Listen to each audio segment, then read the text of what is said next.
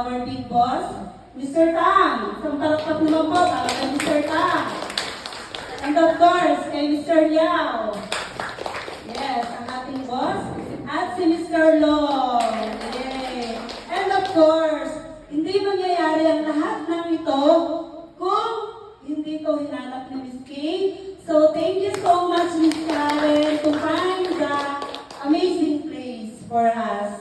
So, thank you so much. And thank you, Mr. Tang, because we are not here because of you. If we are not here because of Mr. Tang. So, pasensya na sa English. So, okay.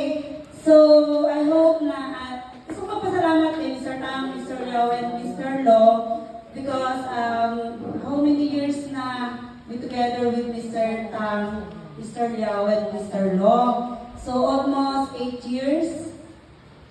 Sama-sama pa rin tayo dito. At lumalago yung ating company, dumadami yung mga line leaders. I hope na mas marami pa na maging line, another company na ma-produce this year, Mr. Tang.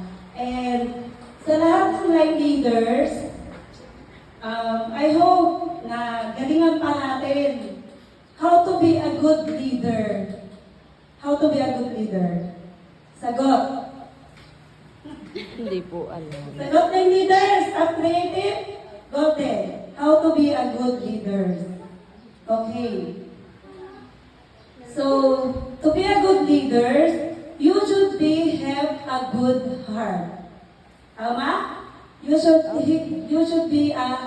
a good heart and long patience, of course. Dahil nagmamanage tayo ng tao. Marami tayong tao na minamanage, marami tayong tao na inahandle. So, kailangan mahaba yung ating pasensya. At kailangan meron tayong magandang puso.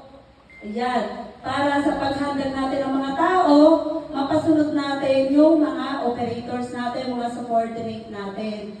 And kailangan yung respect. Respect to each other, respect sa bawat isa. Kahit pa mga operator natin is magaling, hindi masyadong magaling, be respect. Sa pagrespeto natin sa ating mga subordinate, doon nila tayo i-respeto, doon nila tayo igagalang. Okay? So, parang si Mr. Tang, yung boss natin, kung ano yung respeto sa atin, lahat tayo magaling, although nag-i-angry, pero nasa tama. Di ba? Hindi tayo makagalit kasi nasa tama naman. And also, Mr. Liao. I'm so thankful because Mr. Liao is very, very, very supportive with us. Napaka-supportive. Sobrang organized. So, kaya nga lagi ko sinasabi sa inyo, mga line leaders, kailangan palo lang tayo sa boss. Palo lang tayo kasi kung hindi tayo magpapalo, doon hindi gaganda yung communication natin. Okay? So, yun lang at napakahaba na ang message. And then, of course, syempre, sa ating pong production manager, kay Ms. Karen, sa napakasipag natin managers. Sa palakpak naman, para kay Ms. Kay! And kay Mr. Long, syempre, ang aming napaka-panis na boss. Napakabait. Maingay lang siya. Maingay lang sa Mr. Talk, Mr. Long, na sigaw, maingay, pero mabait. Ayan. Lahat ng bosses natin is sobrang bait. Wala akong masabi, sobrang salute po ako sa inyong tatlo, sa inyong Mr. Tok, Mr. Tang, Mr. Liao, and Mr. Long. Sobrang salute po ako sa inyo dahil sa ibinibigay niyo sa amin na suporta. Kasi sa ibang company, ang ibang company po halos walang gawa, walang supply. Pero tayo po hindi nawawala ng supply. Dahil